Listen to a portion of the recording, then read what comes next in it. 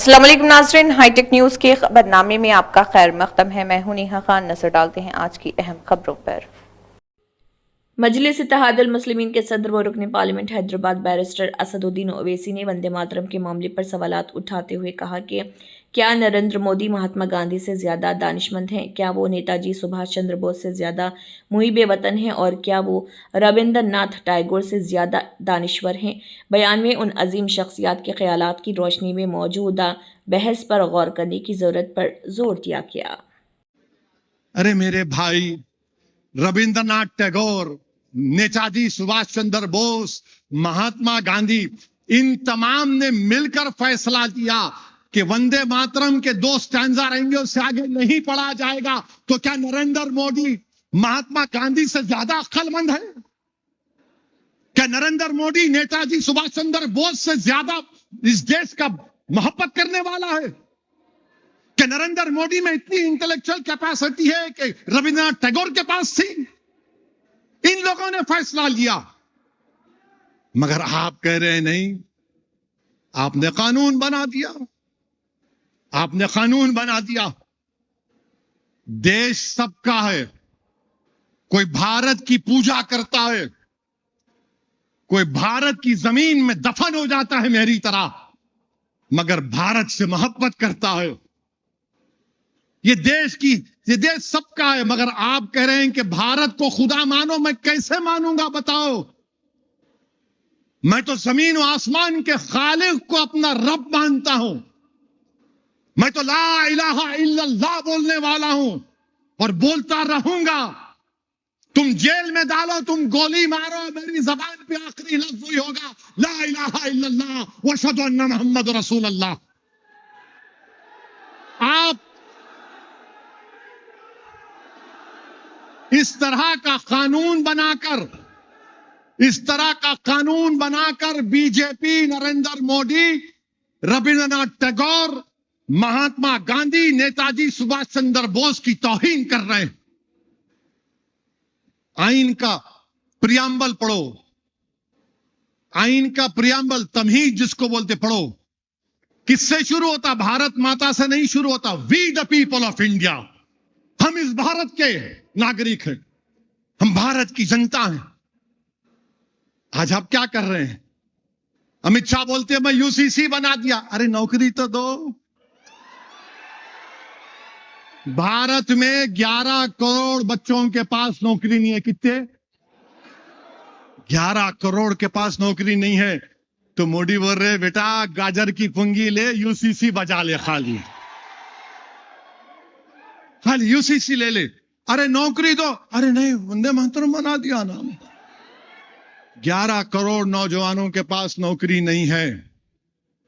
भारत के प्रधानमंत्री नागपुर में आराम से बैठने वाले आरएसएस के लोगों, याद रखो, जनता रोड पर निकल कर आ रही है, अवाम रोड पर निकल कर आ रही है, नौजवान रोड पर निकल कर आ गया। तो फिर अगर वो यही समझ रहे हैं कि पार्लियामेंट कुछ काम का नहीं रहेगा, पार्लियामेंट में आप काम नहीं करेंगे क्योंकि मोदी सरकार पार्लियामेंट को काम करने नहीं देती, तो भारत की 50% आबादी 25 साल से कम उम्र बच्चों पर मुश्तमिल है। यह हमारे लिए एक बहुत बड़ी ताकत भी है। पूरी दुनिया में डेमोग्राफिक डिविडेंड बोलते हैं अंग्रेजी में, किसी के पास नहीं, हमारे पास है। मगर मोदी क्या बोल रहे? तू गौ रक्षक बन जा,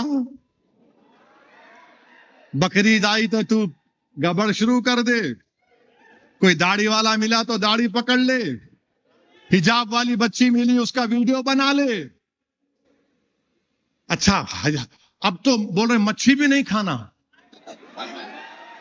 अब ये मच्छी नहीं खाना, मच्छी भी नहीं खाना कहते, नहीं खाना। मगर सूरत में, गुजरात में एक मच्छी की मार्केट बनी। ये कुदरत का निजाम देखो आप। वहां क्या बोल दिए? अब मच्छी की मार्केट 3 करोड़ मोदी दिए, 3 करोड़ गुजरात सरकार दी, 6 करोड़ बन गई। मार्केट वालों ने बोल दिया इस मार्केट का नाम हम नरेंद्र मोदी मच्छी मार्केट। नहीं, हंसने के लिए नहीं, सही है ये। उन्होंने गल डाल के हमारे को पकड़े, उन्होंने खुद पकड़े गए। क्या क्यों बनाए भाई आप? प्रधानमंत्री मत्स्य एक स्कीम है, उसके तहत मच्छी मार्केट बनाए। अरे मैं मच्छी खाता हूं, गोश्त खाता हूं, कोई सूअर खाता, कोई नहीं खाता, आपको क्या हो रहा भाई? नहीं, ये हमारा मुबारक महीना है, बहुत अच्छा है, आप मत खाओ, आप मत खाओ, बिल्कुल मत खाओ, मगर ये कौन सी बात है कि मैं नहीं खाना? अच्छा, हैरत की बात क्या है मालूम आपको? सबसे ज्यादा बीफ एक्सपोर्ट पूरी दुनिया में इंडिया से हो रहा, पूरी दुनिया को। हम महीने में बोले हमारा महीना मुबारक है, नहीं खाना, मगर बीफ का एक्सपोर्ट हो रहा है बाहर, डॉलर आ रहे हैं टपाटप टपाटप टपाटप। माने बीफ का एक्सपोर्ट करेंगे, बीफ का एक्सपोर्ट करेंगे, मगर आप गोश्त, मच्छी, चिकन नहीं खाना, वो भी रोक दो ना। अच्छा, वो नहीं करते तो रमजान के 30 दिन आ रहे, प्लीज हमारी भी राज रख लो आप। जितने ये कुत्ते के पेशाब की दुकानें हैं जहां पर शराब बिकती है, इसको 30 दिन बंद कर दो आप। अच्छा, 30 दिन नहीं करते, आखिरी अशरा में बंद कर दो, फिर जैसा शैतान रिलीज होता तुम भी शुरू कर दो। नहीं नहीं नहीं, अम्मा वो कैसा करना, 6 बजते की टानिक होना इनको, नहीं तो दीवाने हो जाते हैं इन्हों। जब मैं बोलता हूं तो हमारे एक दोस्त बोले क्या तुम्हारे को नशा नहीं आता? मिला आता मेरे को। बोले कैसा आता? जब मोहम्मद सल्लल्लाहु अलैहि वसल्लम का नाम जबान पे आता। मेरे अजीज दोस्तों और बुजुर्गों, ये अजीब मुल्क का हाल करके रख रहे हैं, मगर इंशाअल्लाह ताला अल्लाह ने चाहा तो अनकरीब में ये जुल्म का खात्मा होगा। मैं आपसे अपील कर रहा हूं कि तेलंगाना में, हैदराबाद में बहुत से नौजवान बच्चे ड्रग्स के